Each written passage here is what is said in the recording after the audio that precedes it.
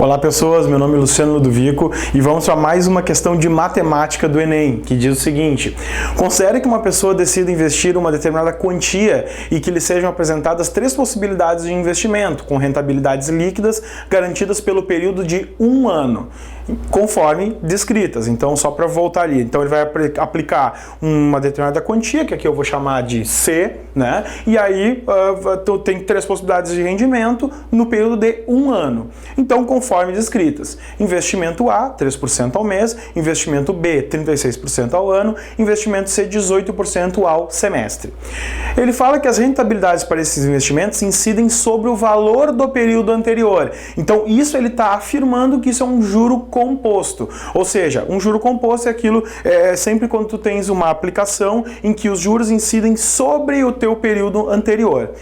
Então, o quadro fornece algumas aproximações para análise das rentabilidades, né? Então, ele dá um quadro para fazer esse tipo de análise. E aí ele fala, para escolher um investimento com a maior rentabilidade anual, essa pessoa deverá. E aí ele dá uma série de afirmações e que a gente vai poder analisar somente fazendo, então, essas contas ali do início.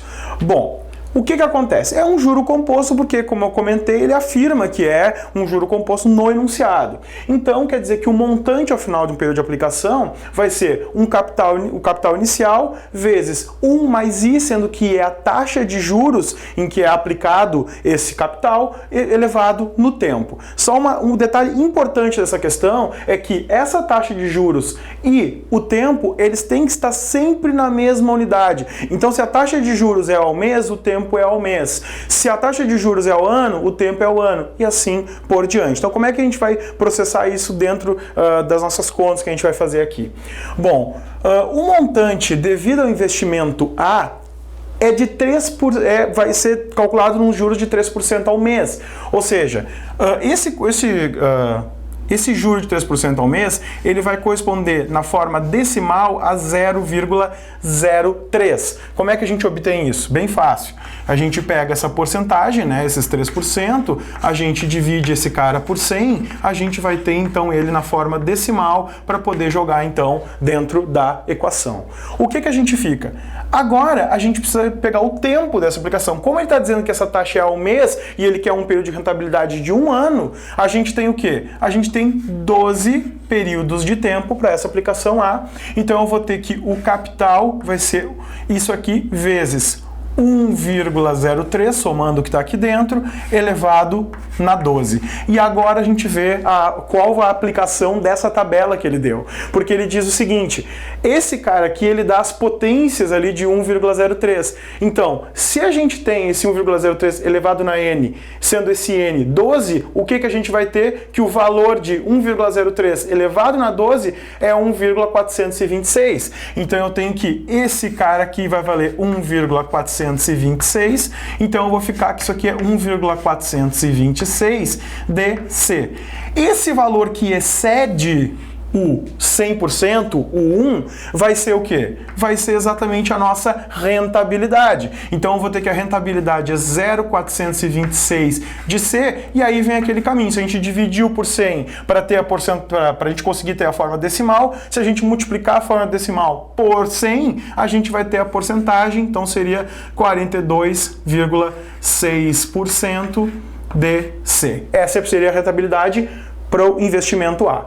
Agora, para o investimento B, a gente tem o seguinte, ele comenta que é 36% ao ano. Então eu vou colocar aqui 0,36, isso aqui vai ficar elevado na 1, porque a gente está pegando o período de 1 ano, um rendimento anual, então logo isso aqui já vai ficar direto 1,36, que eu vou pegar essa soma aqui, elevado na 1 vai dar ele mesmo, vezes C, isso aqui vai ficar então 0,36, que é o que passou de 1, de 100%, de C, então eu vou ter um rendimento de 36% do capital, tá?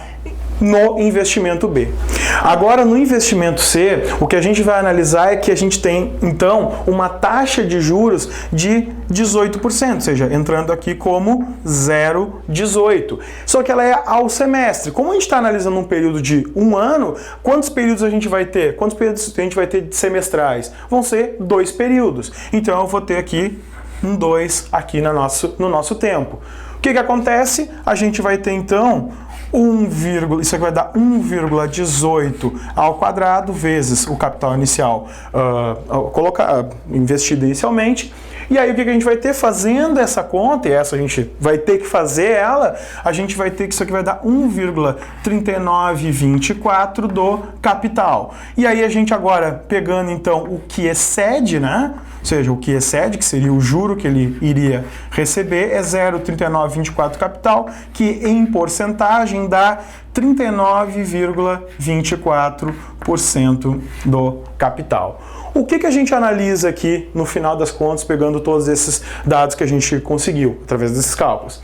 Que o investimento mais interessante para a gente é o investimento A, porque o investimento A ele vai dar um juro de 42,6% do capital. Ele é melhor do que o C, que é o segundo melhor, e é melhor do que o B, que seria o terceiro melhor.